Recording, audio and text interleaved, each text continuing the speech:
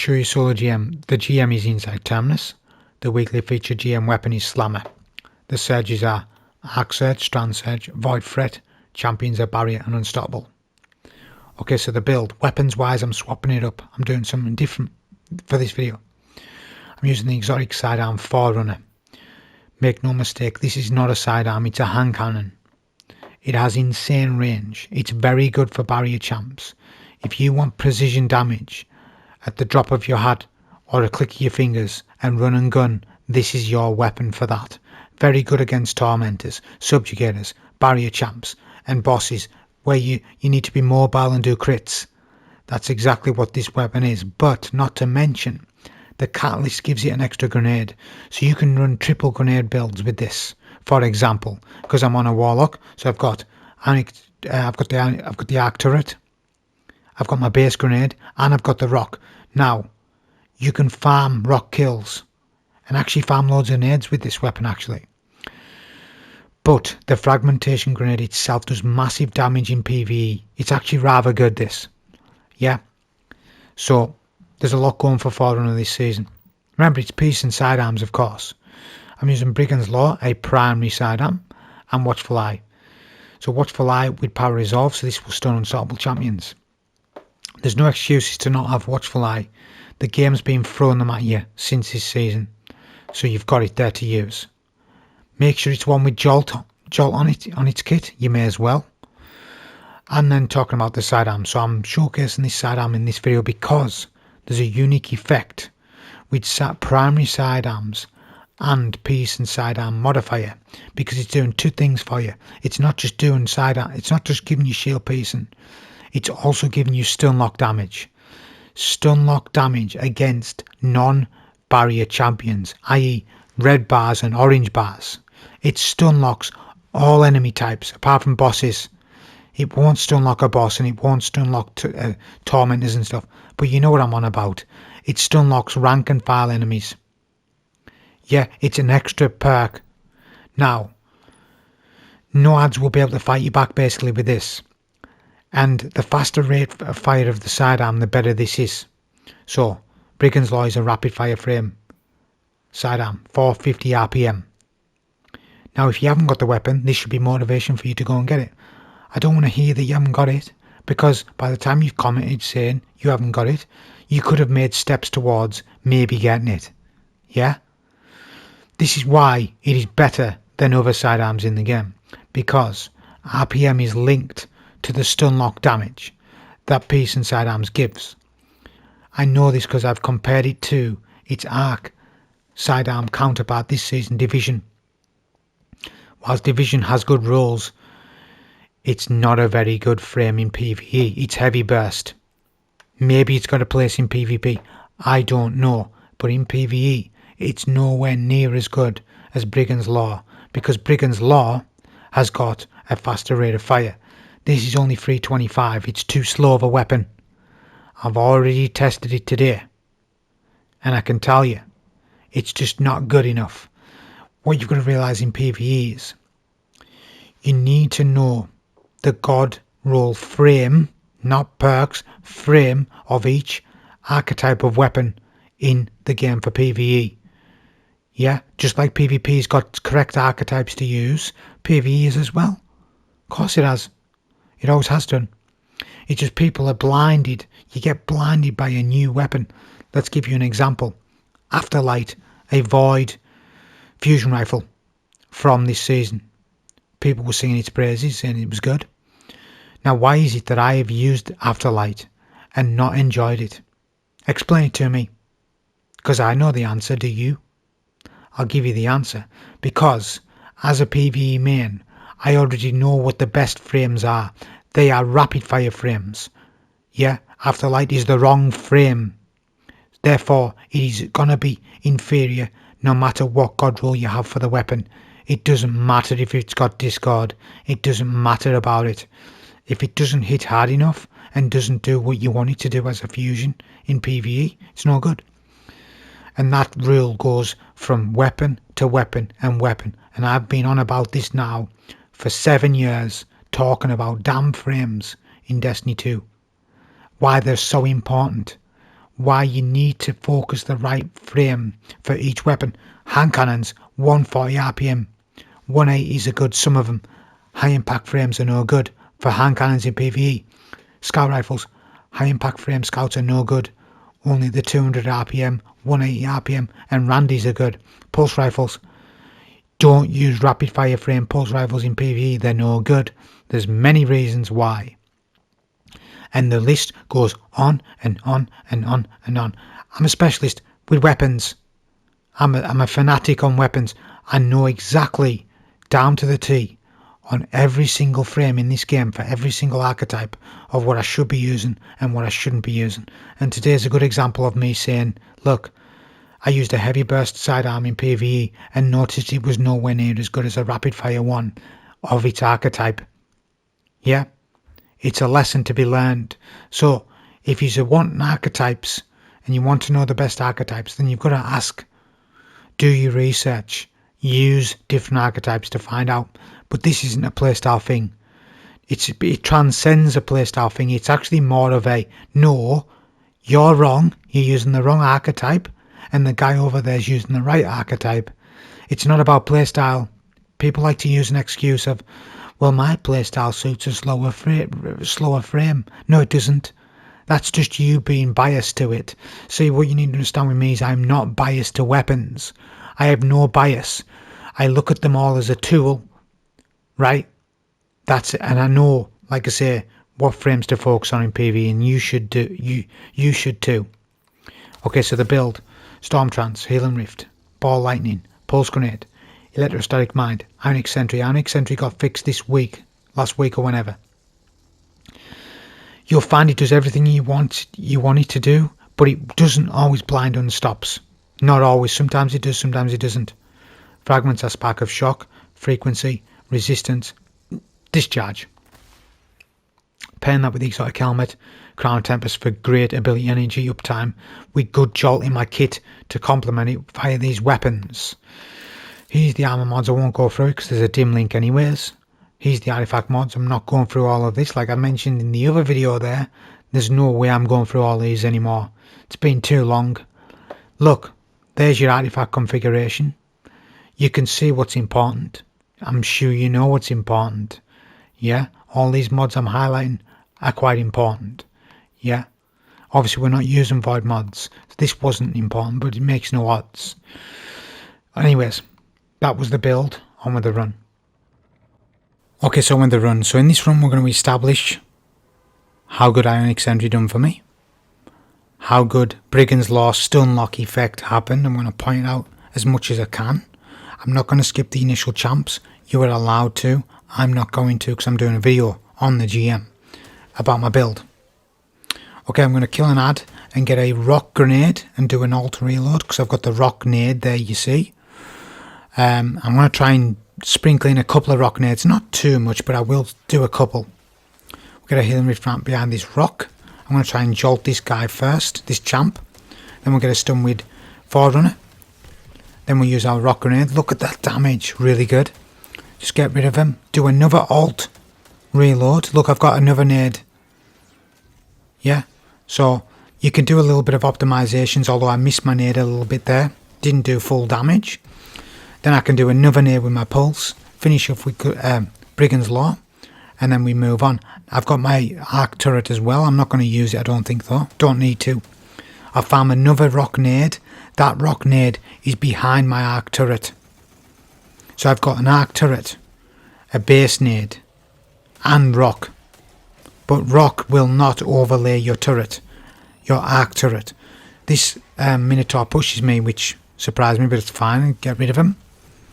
So yeah, we'll just do some damage with our sidearm here. Remember, the stun lock effect does not apply to barrier champs that I referenced at the start of the video. It will stun a barrier, but it won't stun lock them. You're going to see the stun lock with Brigand's Law when it comes up. I've got amplified, so let's take advantage of this. We need to strategize, so we want to run past these ads. He's going to jump over these couple of ads, and we're going to pop a super halfway. Because we've got one to use, don't need it. And the only goal here is to kill the champ. There's only one champ here, so look. just blink over them. Saves a lot of time on the run, to be honest. Saves you about 5 minutes. Maybe longer for some people who are slower players. So we'll just use a bit of Brigand's Law here. This Hypernova is in the wall. Right. I've done an advanced technique there. If you can't finish a Hypernova, yeah, for whatever reason, like mine was in the middle of a wall, I couldn't do damage. See, Hypernova damage is knockback damage. If you merely, as a Hypernova sets off, you will stop the knockback damage a little bit. You will mitigate it. That was an advanced technique. I've only just figured that out today, actually. That you can actually stop a Hypernova knockback damage by meleeing like that. I didn't know that. Generally, I don't have issues with Hypernovas, but he was stuck in the wall. So yeah, if you can't escape from the Hypernova and he's stuck in a wall for some reason or some other reason, merely just before he blows up at that last second, but ideally you should melt them down with heavy. They're not a problem. It's just mine bugged out in a wall. Yeah, he outplayed me. Well, he didn't. The game outplayed me. That's what the game's got to do, to outplay me. Put ads in walls. So we're going to keep farming up our rock nade. I think I've got another one there. Use an arc turret here to cap the plate. I've got my arc turret back, look. I keep getting it back so much in this run. I'm going to cap the plate. I've got a rock nade to do extra damage. And I'm going to stun unstops with my LMG. Because I've got power resolve on, remember. Arc turret is not stunning the champs. Look at that rock nade. Nice damage. Clean up with Forerunner. The special on the floor, but I want to get a finisher kill for special ammo on this champ. So that's what I'm going to do. Stun with the machine gun, look. There we go, doing some good damage with Forerunner. It's decent. The one criticism for Forerunner is its reload. Now I think it's got a 95 reload, but the reload doesn't feel very good on the weapon. It feels bugged at least. There's no way it's a 95 reload stat. I think that's what it is on the tooltip. It doesn't feel like it. It does not feel like it at all. It feels, I'm not joking you, it feels like a third of a second too slow, which in combat is ages. See, a second longer on a reload is ages in this game. Yeah, I've used that many weapons over my years that whenever I use a weapon that has a lag and reload on it, I instantly notice it, and it affects my gameplay greatly if the reload's not up to par. Forerunner's reload is just, like I say, it's a third of a second too slow for me. Look at the reload, see that animation? Not quick enough. Not quick enough for me. So that is my criticism for the weapon. Other than that, the weapon does relatively well in GMs. At least with peace and sidearms it does. I get arc turret up in middle. It's stunned the unstops, that's good. I'll use a super. I use a super in middle because that draws all the adds into middle, and it means I can clear out the whole room. And the unstop and the snipers. Crown of Tempest, arc super lasts that long as well. That's why we're running it. I could have run Case Ridge GMAGs, but I've already done that run. So when you're requesting runs, just remember that I might have already done the run that you're suggesting. I can't believe how many times people say to me, do this build, do that build. I've already done it though. Yeah, there's times where people suggest a run and I've done that run 2 months ago. We're in long seasons now, people. So go and look at my playlist. I've got a playlist of all the solo GMs I've ever done. It's called Solo GM Hub. There's a playlist. Come on, people. 2025. Start using playlists. I've got all the footage and material out there. Probably a build. Like there was a guy the other day saying he wanted a Radiant Dance Machine build. Or he thought I'd done it, but he didn't know if I'd done it. I instantly linked him the video. Said, look, I'd done that Radiant Dance Machine build a month ago, dude. 6 weeks ago. Longer than that. Maybe 2 months. So, chances are I've probably done that. I've got over 100 solo GMs completions this season alone. Chances are I've probably done the build that you're suggesting. There's only a couple of builds that I've missed. Like the Final Warning build, I've missed that. The reason why I've missed that out is because I don't like Final Warning that much. It's just it's a bad weapon, but I'm going to do a solo GM with it. It's a bad weapon. It's not very good. I think Barodiad is way better than Final Warning. Final Warning needs a rework. It's got the damage. Its usability is 0 out of 10. It's got a bad rate of fire. Its charge time's no good. But the damage is loyal. But again, why use Final Warning if a player likes Barodiad? Because they're similar weapons. Look at what I've just done there. I use a rock nade from Forerunner. It just melts that barrier. Then I pop super. I don't want to kill the unstop because that spawns in more barriers behind me.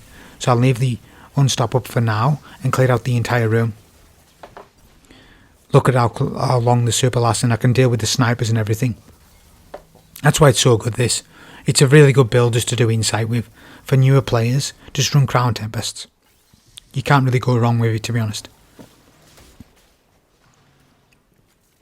Okay, we're going to get another turret down. The barrier's going to sneak up on me. Yep, I saw him doing that.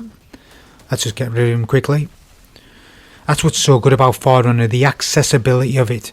It's got like a 10 out of 10 for that. Usability, utilities, 10 out of 10. Damage isn't 10 though. It's probably an 8 out of 10 weapon for damage. You could probably use with a little bit more damage, but overall it's not too bad at all. The reload as well affects it slightly. I can see why people might not want to use it, but like I say, it has no range drop off really. Yeah, it's like Rihanna's Vow, to be honest. But it's a sidearm. We're playing aggressive here. We use a proc ward. That's what I was going for. I knew I was going to get weak, but I was planning a proc ward, finish a kill on the barrier. So I knew I would come out alive.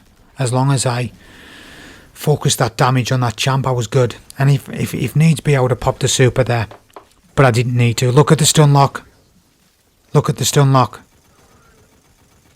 Oh, he's in the air, so you can't see it there. But you see those two red bars? They get knocked back. They can't do any damage. This is like high caliber rounds on steroids. Right, with Brigand's Law. I wish I'd showcased you off a bit more in the run. Problem is, Forerunner was doing a lot for me, and my Ionic turret was doing a lot as well. Look at what we're doing here with this champ. No sidearm can do that. Only Forerunner can do that gameplay there. That's matching Ariana's Vow, that. In terms of same gameplay. Ariana's Vow is more powerful than Forerunner, yes. But I'm just saying that it's being able to play from range and take barrier champs. That's the only sidearm that can do it like that. I'm not talking about rocket sidearms. Yeah, don't be coy with me. I hate when people say that. Dude, there's rocket sidearms, just use Tina's. Dude, I've been using Tina's now for hours at this point. Hundreds of hours. Yeah, do you think I want to use Tina's for another 100 hours? No. Yeah, you start to get sick of an archetype. No wonder people get burned out. You're using Tina's all the time. You're using the call. Stop using easy weapons. Start using harder weapons so that you learn more. The harder weapons you use in PvE, the more you learn. You come stronger. It's not just about your power level of your Guardian, it's about your D2 battle IQ. How good is it? The more obtuse you go with the loadout, the more IQ is required from you. If you run the meta, you probably haven't got you haven't got much of a battle IQ on you. If that's all you can do, then it sounds like you're a one-trick pony. The answer isn't just to say, just use Tina's. That's not an answer. That's just one weapon amongst thousands of weapons in this game. Battle IQ, increase it. How do you do it? Well, you stress yourself in PvE. You put yourself in awkward moments. You run the weapons that might not quite be popular. You run the stuff that you haven't seen being run before, and you try and make it work. And then if you make that loadout work with that synergize of weapons, you then gain battle IQ for the future, and you can do this over years and months, and you gain skill off it. Now I'm going to cap this plate here. I'm going to get a arc turret down. I've got a rock nade. I missed my nade, so don't judge that. I actually missed the rock nade, but I'll end up hitting the next one, don't worry. So I use a super here and an arc turret. And we're just going to keep putting arc turrets down. Look, I just keep getting my arc turret when I'm in my Stormtrance Super, because we're getting Ionic Sentry. Look, get another arc turret. So that's what makes it just so good. We nearly done half HP to the boss already. That's so good. I'm going to add some more Jolt. I'm going to do a bit of Forerunner damage, and we just want to get rid of the boss as soon as possible. I want to stress test the build. I want to get on this middle plate as soon as possible. But yeah, I'm farming nades up off the ads to defend myself. So I've got Ionic Traces, I've got Rock Nades, I've got Pulse Nades. Look, Rock Nade goes in, look at that chunk. Look at the chunk. Play it back if you missed it. It chunks. So we're going to cap middle first. I've got an arc turret down. I'm going to keep farming with Forerunner nades. Look, got another nade. Nade middle. It's a deterrent nade. If anything, if it doesn't hit anything at all, it's still something. Look, kill, nade, kill, nade. It's got a good playback loop as Forerunner. It's a really good weapon. Really good. Okay, I'm going to cap this plate here. I knew I was going to get weak, but I was going to pop super. I was keeping an eye on my HP the entire time there, right? So it might look risky, but it wasn't. It was all under control. A controlled example there. I knew I was going to get weak, but I was going to pop super. Like I was going to, it was in a 50-50. I was either going to save super for the next plate or pop. But it sort of took advantage for the next plate anyways. Look, 'cause I've capped the plate. See? That was a moment-to-moment analysis there of exactly what was going on. I get a reload on the LMG because it's not loaded, and then I defend the next plate. Look at how good this build is for lockdown. I just keep getting turrets. I just keep getting rifts. I just keep getting ability regen. Yeah, and I feel really powerful just to be able to defend these plates. And then the sidearm comes out. Just the incredible amount of stun damage it does. And if it's not stunning them, it's killed them. Yeah? If you haven't stunned the enemy, it's because they're dead to being bolt shot. I've got a rock grenade. I'm going to rock nade the boss, look. Then I'm going to pulse grenade. Then super. Jolt adds damage to your storm trances and to Chaos Reach as well. Always add Jolt before super. Obviously we've got limit break on, so we're doing more damage as well because of that. Look at what we're doing here. We're doing add clear and boss damage all at the same time. We can keep spamming pulse grenades, ionic traces, ionic turrets over and over like this. But yeah, this was a really good run, really fun, decent. But for those who haven't got Slammer yet, make sure you get it, a good roll on it, because it is actually a rather important sword to the game. Make sure it's adept as well. Obviously it will be on GMs, but that was a solo GM with this. Hope you enjoy. Thank you.